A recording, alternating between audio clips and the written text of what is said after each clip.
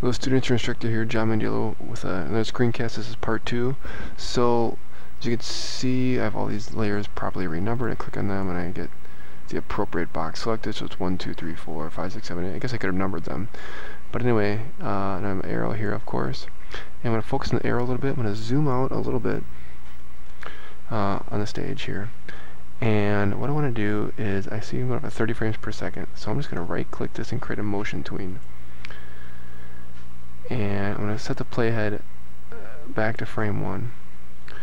And what I want now is to get my 3D rotation tool, and I'm just going to rotate it like so, something like this, maybe like this.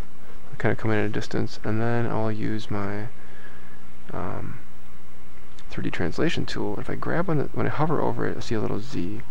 I do that, this will actually bring it closer to me, and I can of course actually angle it down and out if I need to. I think right around here, but maybe down a little bit more, like this. So the idea is I want it to be off the stage and kind of zoom through this. So it's at frame 1. Now if I go to frame 30, really that might be too fast. I'm going to go to frame 60, insert a frame. So at this frame, then what I want is, and it's okay that I don't see the other boxes there, I just want to zoom this back in the distance. So I again hover over this, I get the Z. Just going to zoom this out here, maybe move this up a little bit,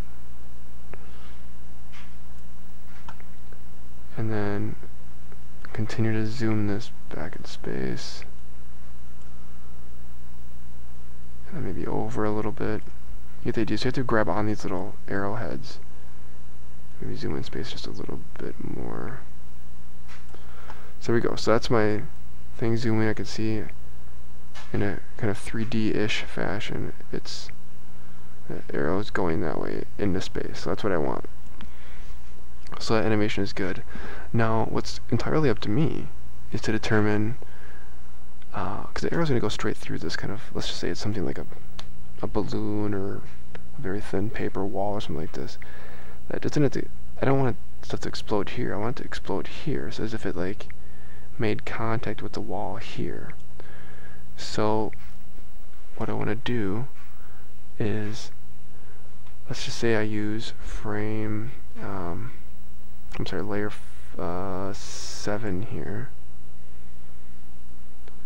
and I'm going to right click. Well, alright, never mind. So once I got this here, say right there is where I want it to burst. Let's say right at frame 25. So in other words, where the arrow is going to meet the wall. So in that case, what I'm going to do is just drag select all these straight down, right click and insert a frame. And that's just going to be right there. And I can see if I click off, that's good. So in other words, the arrow is going to hit that right there, and that's where they're going to pop, right? And the little pieces will fly everywhere. So now that I've got that, that's where I'm going to leave off, and we'll come back the next part of the video, which is all the pieces flying away and the arrow continuing on its animation path.